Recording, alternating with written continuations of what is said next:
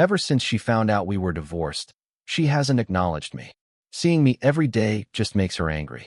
I had no patience to listen to this, nor was I interested. I took out my car keys, ready to leave. Clara hesitated. Noah, are you in a hurry? Do you want to grab a bite or have some tea? I nodded. I am in a hurry. I have to pick up Lila from school. What a tragedy. If I'm late, her mom will make me stand in the corner. Clara looked as if she had been struck by lightning. Her body swayed, and her face turned ashen. What? Oh, I forgot to tell you. Lila, my daughter, I said with a smile. You haven't met her. She has her mom's eyes, but my nose and mouth. She's beautiful.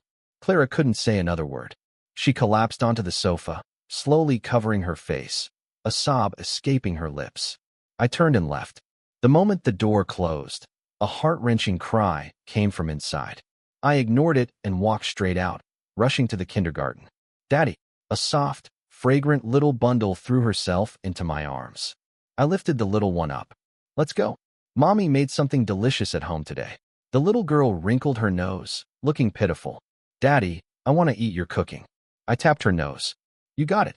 The missing piece in my heart had long been filled with love. The past is all but smoke. Clara married me when I was at my lowest. Everyone said she only married me despite my brother, but after she died in a car crash, she left her entire estate and a voice recorder to me.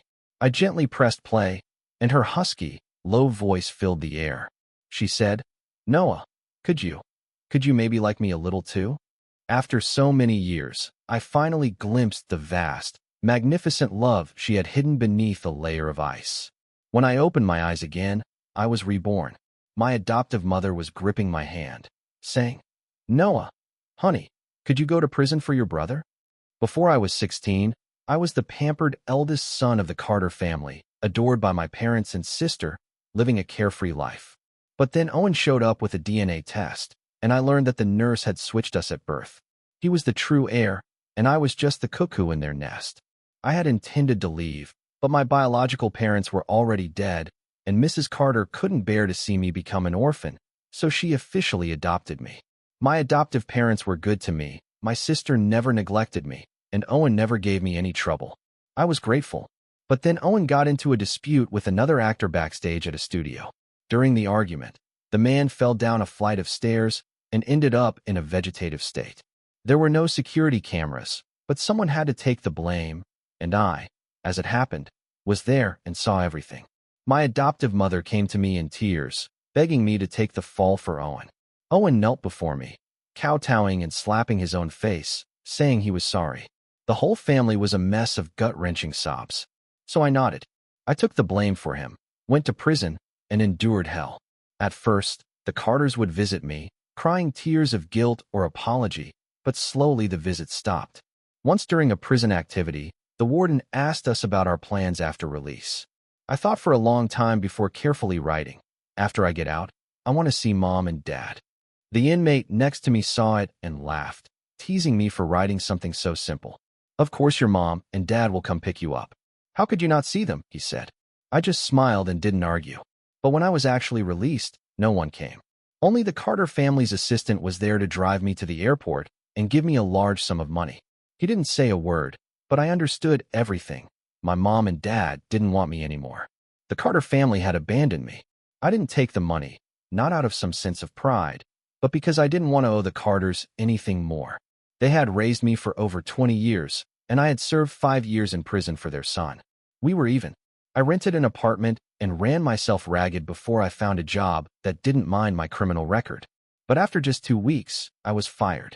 I pressed for a reason, and the manager finally said, "You crossed someone you shouldn't have." I froze, then couldn't say another word. Who else could it be but the Carters? That day, I walked out onto the street clutching my bag. A fine, cool mist fell on my face and clothes. As I passed through Times Square, a live broadcast of Owen was playing on the giant screen. I stopped and looked up. On the award stage, he was handsome and dashing, radiating charm. The camera panned to the audience, and I saw Mrs. and Mr. Carter looking at him with tears in their eyes, as if gazing upon a priceless treasure. Their eyes filled with love. For some reason, I suddenly remembered my first prison visit. My adoptive mother looked at my rapidly thinning frame and tearfully promised me, Noah, when you get out, Mom will take care of you for the rest of your life. Mom loves you. But the last time I saw her, 2 years before my release, her expression was only one of faint guilt. She had said, Noah, Owen is getting engaged to Clara Bennett. He really likes her. When you get out, could you please leave this city? So the Bennett family doesn't find out about the past. Clara Bennett, the heiress of the Bennett family. There was a TV in prison, and I'd occasionally hear about the epic romance between Owen and Clara. They said Clara, known as a flirtatious beauty in her circle, had settled down for Owen. Even entering the entertainment industry, he despised to pave the way for him, leveraging her connections and presenting him with awards. I sometimes envied Owen. He had loving parents and a doting girlfriend. In his early 20s, he already had it all, career and love. Unlike me, no parents, no career, no lover, and no one to love me. As for marrying Clara, that was an accident. After being fired, I went back to my old neighborhood and got a job as a waiter in a restaurant. It was busy. I don't know how she found out where I was, but when she found me, I was serving beer to a customer. A drunk woman started getting handsy. I frowned and slapped her. The woman flew into a rage, kicked me to the ground, and sent a cascade of beer bottles and food all over me. The hot food burned. Still not satisfied, she was about to hit me again, cursing, but she suddenly went silent. I opened my eyes and met a pair of eyes that shone like stars. Clara smirked a lazy, insincere smile. Noah, is this what you're doing now? I got up, brushed the food scraps off myself, nodded, and tried to walk past her. But I had only taken a few steps when I heard her voice behind me. Seeing you in such a mess. How about you marry me? I turned back in shock.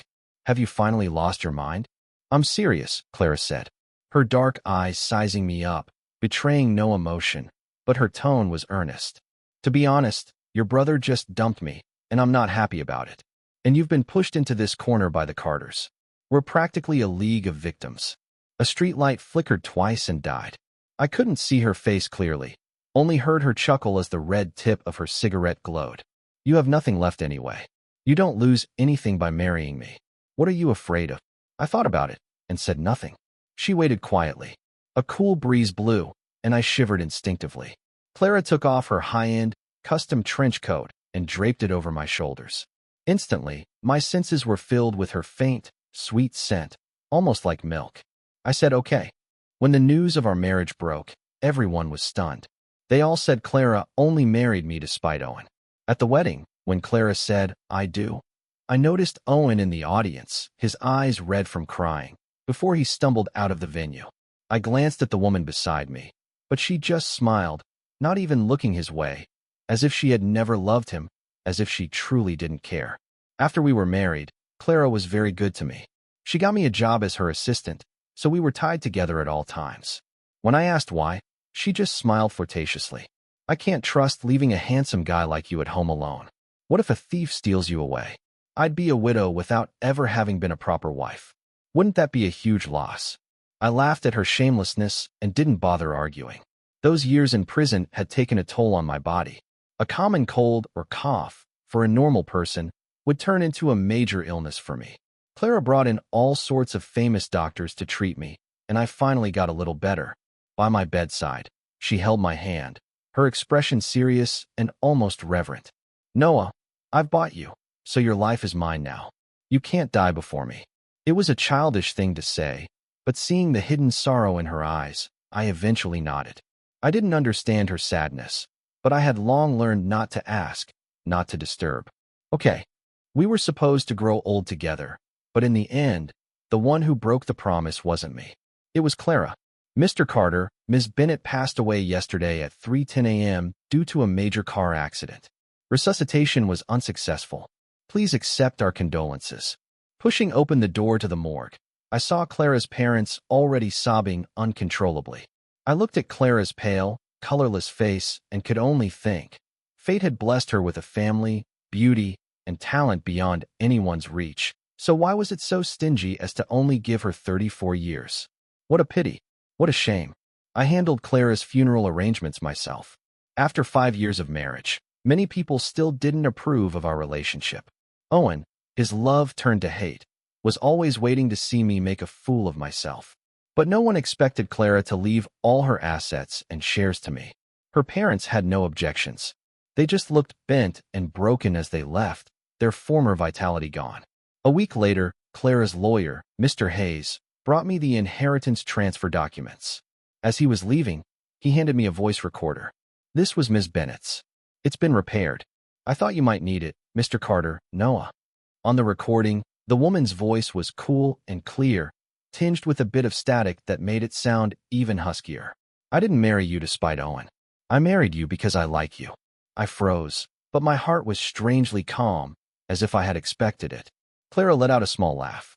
You've probably forgotten, but we met a long time ago. You were the untouchable genius of our school, the teacher's favorite. My own mentor was always talking about you. Every time he finished chatting with your teacher, he'd come back and tell me grumpily, Clara, I'm starting to dislike you. Stay away from me. She mimicked her mentor's tone, sounding incredibly cute. I chuckled unconsciously, but then my smile slowly faded. Clara continued, I hated you back then, but I couldn't stop my eyes from following you. I guess I'm a bit of a masochist. But then, you went to prison for so-called intentional injury. I didn't believe it. I was determined to find out the truth. But unfortunately, the Carters had cleaned up all the evidence. So I set my sights on Owen. So that was it. The legendary love story between Clara and Owen was just a cover for her to find out the truth about my imprisonment. But Clara didn't expect Owen's lips to be so tightly sealed. Still, she eventually found some clues. I suddenly remembered something from before our marriage. One day, Clara had asked me excitedly, Noah, do you want to get revenge? No. I had shaken my head. We're even. After all these years, I finally understood. She must have found out the truth that day. She uncovered the truth for me. And then, for me, she buried it again. So it was all because of me. The emotions in my eyes trembled violently, and my whole body began to shake uncontrollably as tears streamed down my face. But then again, my acting must have been really, really good to have fooled everyone, including you. Do you know how adorable your expression was when I found you and asked you to marry me? Never mind, I'm rambling again. Actually, there's something I've always wanted to ask you. Clara coughed. Her voice, usually so cool, now held a rare hint of youthful shyness. Noah, could you like me a little too? I probably won't hear it in this life. So in the next life, when I come find you, you can tell me. Then, amid the screech of sudden breaking and the shouts and screams of a crowd, I clearly heard her last words. She said, Noah, I really, really, really like you so much. The end of her sentence was even tinged with a smile. The emotions I had suppressed for so long suddenly collapsed. In the empty living room, the lilies Clara had brought home a few days ago still sat on the table. I had always loved lilies, and she had presented them to me like a treasure. Noah, do they smell good? I picked them out one by one. Noah, from now on, I'll be the one to change the flowers at home.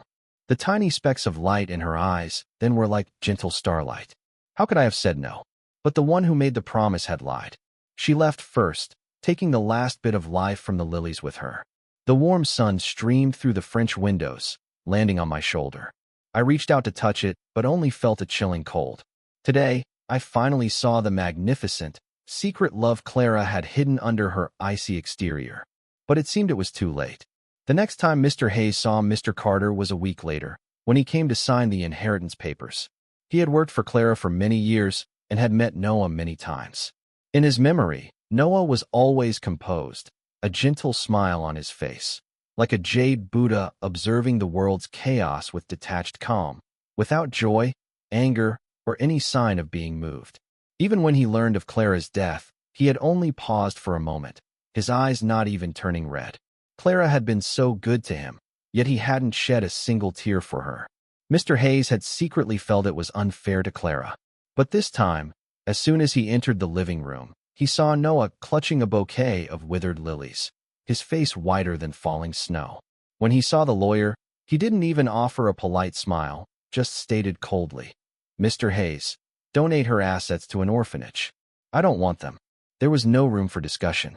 As he was leaving, Mr. Hayes couldn't help but turn back and ask, Mr. Carter, did you ever love Ms. Bennett? I just smiled and didn't answer. Many years later, Noah was a renowned philanthropist, having sponsored countless orphans. I saw him again on his deathbed. He was only 45, but his hair was completely white. At that moment, he was looking out the window as if he saw someone, a boyish, bashful look on his face. He said, "I did. I always have. Mom is begging you, just save your brother. He's still so young. How can he go to prison?" Bro, I really know I was wrong. I don't want to go to prison. I'm a big star. My whole life will be ruined if I go to jail. Waking from a deep darkness, my ears were filled with a cacophony of crying and shouting. My head throbbed. I slowly opened my eyes and took in the scene. Owen was kneeling on the floor, sobbing, while Mr. Carter held him, comforting him. Mrs. Carter was gripping my hand tightly. Her face streaked with tears, her voice choked but serious. "Could you go to prison for your brother?" I looked at her silently. Taking my silence as encouragement, she gritted her teeth. "Noah, there were no cameras at the scene. Only you and Owen were there. The paparazzi only got a blurry shot of a back, nothing recognizable. As long as you admit you accidentally pushed Kyle, the police won't find anything. Don't worry, once you're in prison, Mom will arrange everything to make sure you don't suffer. When you get out, the Carter family will take care of you for life." She had said the same thing in my past life, but the promise had a shelf life of only a year. After it expired, I was moved out of the single cell, leading to bullying and retaliation from others, humiliation and unbearable suffering. But no one ever came to see me. It wasn't until I was hospitalized for nitrite poisoning from the prison food that Mrs. Carter appeared at my bedside. That day, she looked down at me, her expression tinged with impatience. "It's a prison after all, not a resort. A little suffering is inevitable. Noah, don't be so dramatic. Owen has to go abroad for work soon, and I'm worried about him. I probably won't have time to visit you anymore." After that, I never saw her again. Looking at Mrs. Carter's tear-streaked face now, I believed her words were sincere at this moment. But sincerity is fickle. Her guilt and remorse for me would eventually, over time, morph into a deeper fear. I gently pulled my hand away from hers. "No," I said. Mrs. Carter was stunned, probably not expecting me, who was usually as meek as a lamb, to refuse her. But when I spoke again, my voice was serious. "And Mom, I'm grateful that you raised me for 20 years, but I'm not willing to gamble my entire life on it. Call me selfish. Call me an ungrateful wolf, but I will not take the fall for him. I was reborn to not repeat my mistakes in my past life. Clara saved me.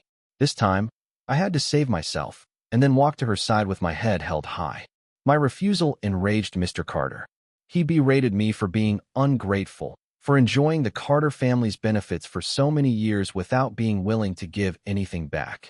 Mrs. Carter and Owen cried their hearts out. Seeing that I wouldn't budge, they worried I would run, so they locked me in my room. Only my sister Sarah remained silent throughout, just as she had in my past life. Mrs. Carter took my phone, but she didn't know I had a spare. I turned on the backup phone. The news of Kyle's accidental injury yesterday, which had left him in a coma, was already trending. There was only a blurry photo of a back from a paparazzo, and his claim that Owen had been alone with him for a while. The police were probably on their way. I scrolled through my contacts on the spare phone and instinctively stopped at a familiar number. I hesitated, but ultimately didn't dial. A part of me was afraid that the person on the other end wouldn't be the one I knew, and even more afraid that if I woke up from this dream, I'd never see her again. In my past life, after Clara died, I kept her phone number active. In the dead of night, I would send her texts about my day, or just event. I would always get an auto reply, "Noah." She had set it up before she died. How could a person be so cruel? So cruelly holding on to my heart that I couldn't forget her for 20, 30 years. I got up and opened the curtains. Warm sunlight fell on me, carrying a slight chill. I saw the police officers outside and Mr. Carter's furtive glance in my direction. With a trembling hand, I finally sent a text message.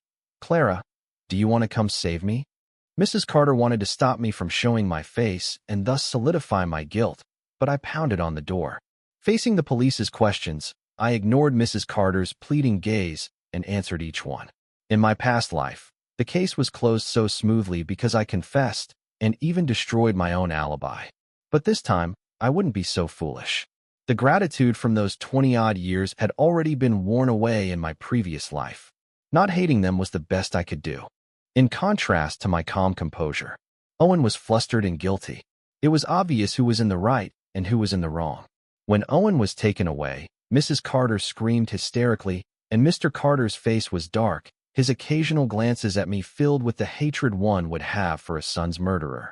They followed Owen out without another word. Just then, Sarah walked up to me and said in a low voice, "The Carter family has no place for you anymore. You should leave." I looked up at her, my gaze lingering on her reddened eyes for a second. "You don't blame me?" Sarah paused, not answering yes or no, just looking towards the distant police car, her voice as light as the wind. "You're my brother too." She had said the same thing in my past life. She had advised me not to take the fall. I looked down at her, my gaze like wind and rain, gentle and pleased. "You're my brother too." I had ignored her advice then, but this time I decided to listen. Mr. and Mrs. Carter must hate me to the bone now. Staying would only cause more trouble. I said seriously, "Take care of yourself." Sarah's lips curved into a faint smile, her voice hoarse. "Noah, live your life to the fullest." I walked out of the Carter house and looked ahead. The wind blew, and the sunlight felt warm on my skin. Just then, a figure rushed in front of me, their tone frantic. "Noah." I paused and looked up. A woman in a black dress, her figure slender and graceful, her eyes deep, standing in the morning sun. She seemed to be glowing. Her elegant, roguishly handsome face, which usually looked lazy and carefree, was slightly pale now, her expression tense as she looked me over. Seeing that I was unharmed, her expression relaxed. Her gaze rested on my suitcase for a couple of seconds before she spoke again. "Noah, did you run away from home?" It was Clara, a much younger Clara. Memories flooded my mind. Her gentle gazes, her lazy yawns, me holding her hand as we walked into our marriage, and finally, the image of our first real meeting that evening, her hands secretly clenched as she asked, "Noah, how about you marry me?" My heart pounded wildly in my chest. I couldn't bear to look away from her, not even for a second, until her eyes widened in alarm. "Why are you crying? Who bullied you?" Why was I crying? I should have been happy to see her again, but all the emotions pent up from my past life turned into tears, flowing from my heart. I couldn't stop them. I cried, and Clara just stood there quietly with me. After a long while, she pulled me into her arms with a sort of helpless affection, as if comforting a beloved child. "Don't cry. Who bullied you? Tell me, okay?" I clutched her sleeve and shook my head. "I don't want revenge. I just want to be with you." I went back to Clara's apartment with her. It was cold and empty. In my past life, after she died, I would often stay here as if in remembrance. I was already familiar with the layout, but I didn't notice Clara's gaze darkened for a moment as I confidently walked to the far end of the apartment and turned into the bathroom. Looking at my red, swollen, and pathetic reflection in the mirror, I sighed, feeling a bit embarrassed. I had resolved to face Clara with dignity, yet here I was a complete mess. But it didn't matter. Clara loved me so much, she wouldn't mind. When I came out of the bathroom, Clara was leaning against the door frame waiting. "Why were you crying?" she asked. I told her everything that had just happened. There were no secrets between us. Clara was taken aback. "So the Carters wanted you to take the fall?" I nodded. "This won't be over so easily. Even though Kyle is in a coma and there's no hard evidence, they can't convict Owen until he wakes up. And even if the police consider Owen the main suspect now, you're not entirely in the clear." The more she spoke, the darker her face became. I suddenly cut her off. "Clara, I'm a little hungry." Her gaze shifted to me, seeing no trace of anxiety, and she said with a helpless sigh, "I'll go make something." I nodded. My stomach problems were severe, so Clara had specifically learned to cook medicinal cuisine, preparing meals for me herself every day. I had assumed she was naturally good at cooking, but now seeing the clump of noodles she brought out, I suddenly realized Clara was a high society heiress, always waited on by others. How could she have known how to cook from the start? It had always been for me. I picked up my chopsticks and took a bite. Clara watched me with anticipation. "Is it good?" Her eyes sparkled with tiny stars, so beautiful, just like the woman in my memory who had smiled and asked if I liked her.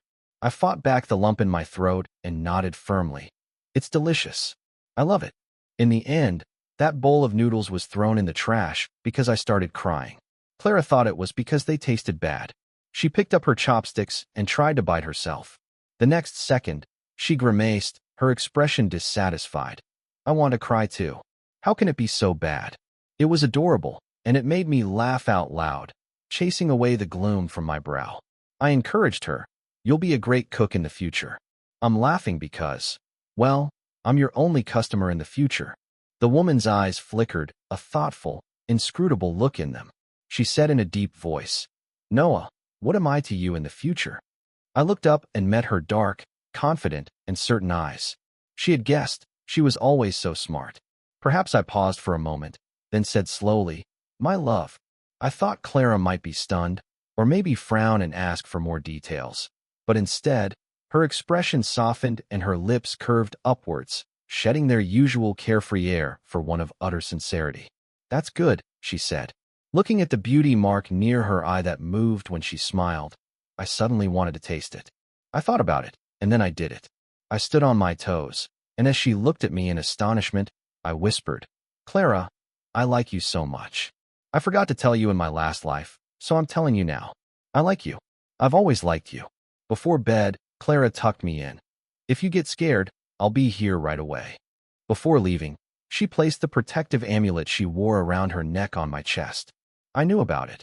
Clara had been frail as a child, and her mother had gotten this amulet for her to protect her as she grew up. Now she was using it to protect me. I clutched the jade pendant, my heart racing and my cheeks burning. It wasn't until Clara had slowly walked out that I realized my face was a little sore from smiling so much. My heart felt full. Clara was always like that, seemingly a flirtatious socialite who didn't care about anything. But in reality, she was the most attentive and gentle person. I couldn't fall asleep that night, feeling both excited and scared. I glanced at the phone by my pillow. I wondered if Clara was asleep yet. I was afraid to call and disturb her, so I decided to send a text. The moment I sent it, I felt it was unnecessary and was about to delete it when I heard footsteps outside, followed by the sound of the door opening. Clara stood by my bed, the moonlight streaming through the window and softening the sharp angles of her face, making her look gentle. What's wrong? She asked softly. It had been less than a minute since I sent the message, but she was already here. She was truly a woman of her word. No matter how late, she would come. Just like me that night, just because I was afraid I might really need her. My heart clenched tightly. I ended up staying at Clara's for 2 weeks. The most interesting part of my day was waiting for her to come home. She would go into the kitchen and experiment with her cooking, and I would lean against the door frame, watching her quietly, occasionally lending a hand. With her hair tied up, revealing a beautiful and slightly youthful face bathed in a warm glow, she exuded a gentle grace. At this point, she hadn't even graduated from college yet. Compared to the decisive, powerful Clara from my past life, she was still a bit green. This was a time in her life I had never been a part of, never known.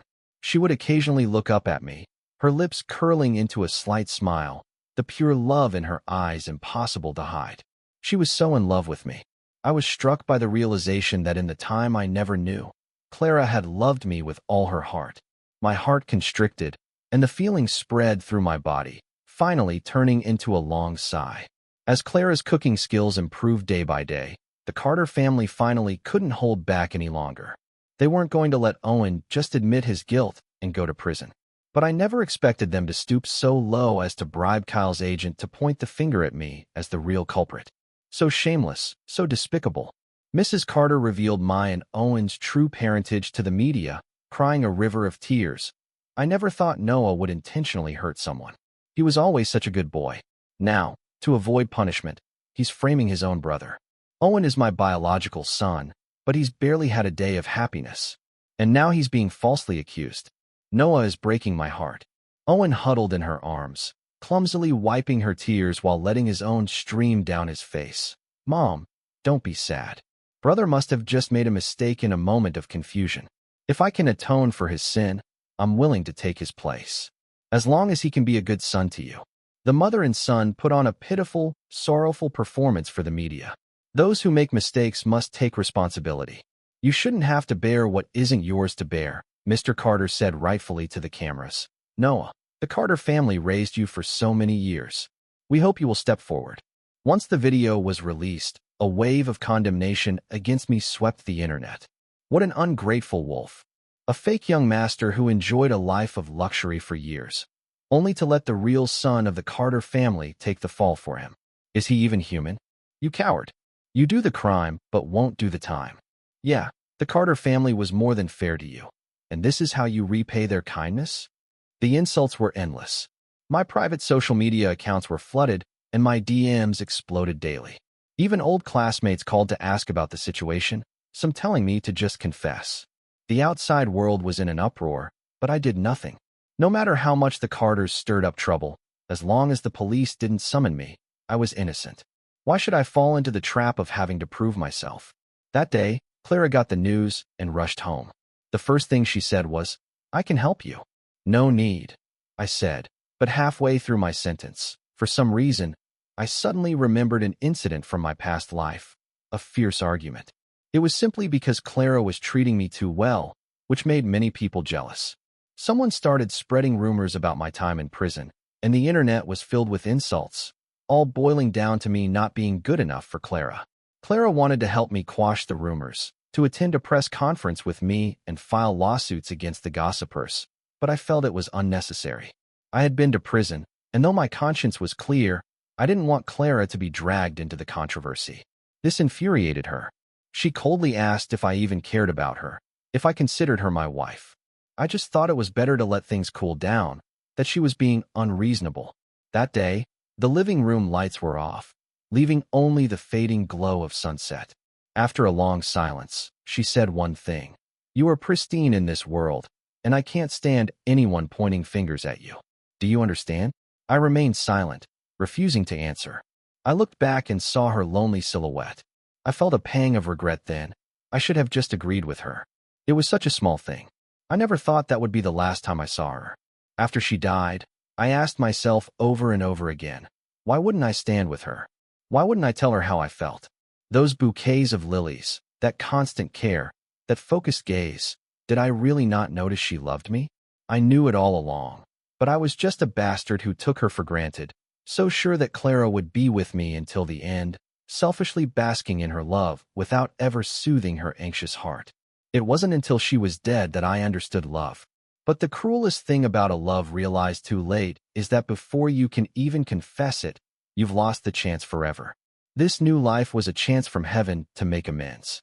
I couldn't be bothered with the coyness and slow progression of a typical romance. I just wanted to be with her. I wanted to, and I still wanted to. So I wrapped my arms around Clara tightly and kissed her lips. Between our lips and teeth, I gasped softly, "Okay, consider this the down payment on your reward." Clara froze for a second, then pushed me down onto the sofa with more force and depth. 2 hours later, I was too tired to get up, but I held on to Clara tightly, refusing to let go. I looked at her, so sleepy I could barely keep my eyes open, but I didn't want to close them. I was still afraid this was all a dream. She leaned down and kissed my cheek, my brow. "Noah, I'm always here." I couldn't hold on any longer and fell into darkness. In the darkness, I was in my pajamas lying in a black and white bedroom. On the nightstand was a glass of cold water and a white pill. Next to it, it was cold and empty without that familiar person. My heart suddenly seized with pain as memories flooded my mind, finally settling on that low, static-filled voice. "Noah, I really, really like you so much." So it was a dream. A beautiful dream. I clutched my chest, my hands and feet turning ice cold, as if I were trapped in a net, my breath slowly being squeezed out of me as tears fell one by one. "What's wrong?" Someone suddenly pushed open the door and came to my side, looking at me with a frantic expression. Through my blurry, tear-filled eyes, I wiped them and finally saw the woman's face clearly. "Noah, I just went out to deal with the Carters. I found the agent they bribed, and I also found a janitor who was passing by that day.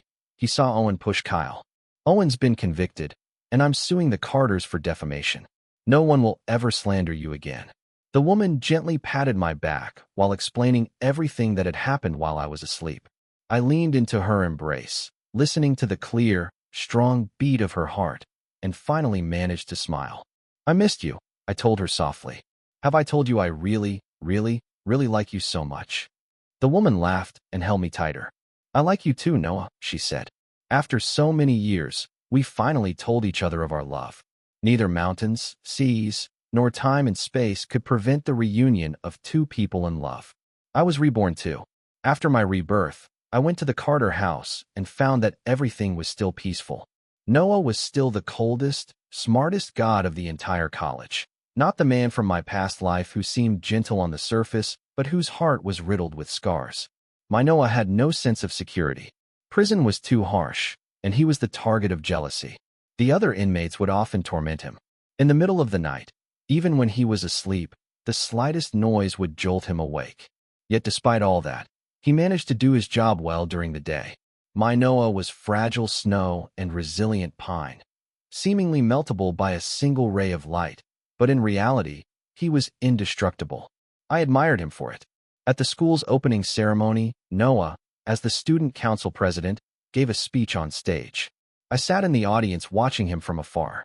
The boy was in a uniform, his short hair neat, revealing a handsome and youthful face. He effortlessly exuded his charm and displayed his knowledge, captivating many, whether they were looking or listening. This was the Noah from my memories, the young, innocent academic prodigy. Noah stood on the stage, the wind blowing through his hair, the sun seeming to favor him, dyeing his hair a light gold. I suddenly wished that time could freeze in that moment, that my Noah would never have to endure those hardships, that he could remain forever innocent. It would be so good if he never had to suffer, never had to face rumors and ridicule. I already knew Owen would get into trouble, so I had specifically installed a camera in that secluded stairwell. I was about to release the footage when I received Noah's message for help. In that moment, I knew Noah was back too. I wanted to see what he would do this time, how he would handle the Carters. And this time, he refused to take the fall. He left the Carter house. I saw him quietly dragging his suitcase down the deserted, tree-lined avenue. He broke into a smile that made me feel like the sunlight that day was so warm. I took him home. I pretended to know nothing, and after much effort, I managed to make a bowl of unappetizing noodles. I watched him freeze, then slowly guided him to discover my love for him.